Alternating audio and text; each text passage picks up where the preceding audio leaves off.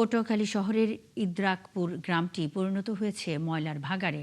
গত ৪ মাস ধরে পৌর এলাকার ৩০ টন বর্জ্য ফেলা হয়েছে এখানে। এতে পরিবেশ দূষিত হয়ে স্বাস্থ্য ঝুঁকিতে পড়েছে গ্রামের ৩০০ পরিবার। ময়লার এই ভাগাড় সরিয়ে নেবার দাবিতে প্রতিবাদ ও বিক্ষোভ হয়েছে, তবে কোনো সাড়া মেলেনি বলছেন ভুক্তভোগীরা। সহকর্মী আহসানুল কবির রিপনের তথ্য ও ছবিতে প্রতিবেদন। পটুয়াখালী পৌরসভার বিভিন্ন বাসাবাড়ি ও রাস্তাঘাটে প্রতিদিন ৩০ টন বর্জ্য জমে। সেই ময়লা সংগ্রহ করে বর্তমানে ফেলা হয় পাশের লোহালিয়া ইউনিয়নের ইদ্রাকপুর গ্রামে। এর আগে পৌরসভার এই ময়লা ফেলা হতো শহরের বিসিক শিল্পনগরীর পশ্চিম পাশের লাউকাঠি নদীর তীরে। সেখানে কয়েক বছর ফেলার পর নদী ও এলাকার পরিবেশ দূষণের কারণে আন্দোলন হলে সেটি বন্ধ করে পটুয়াখালী কুয়াকাটা মহাসড়কের পাশে ফেলা হয় কিছুদিন।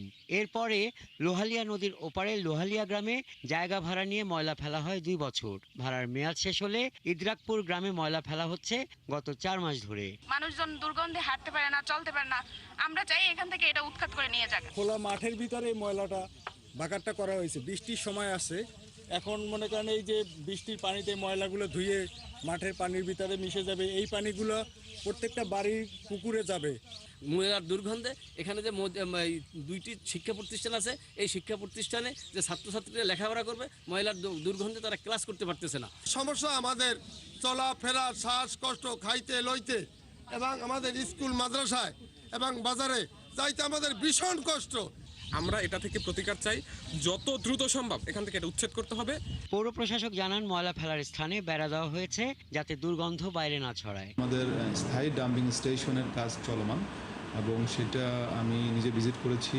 প্রায় 60% কাজ সমাপ্ত হয়েছে, আর 40% কাজ বাকি আছে। এখানে নির্বাহী প্রকৌশলী ডিপিএইচি তত্ত্বাবধানে এটা হচ্ছে। তিনি আরও জানান, জনস্বাস্থ্য প্রকৌশল বিভাগের তত্ত্বাবধানে ৭ একর জমি অধিগ্রহণ করে সেখানে আধুনিক ও পরিবেশ বান্ধব ডাম্পিং জোন নির্মাণ কাজ চলছে। আগামী জানুয়ারিতে এর কাজ শেষ হবে।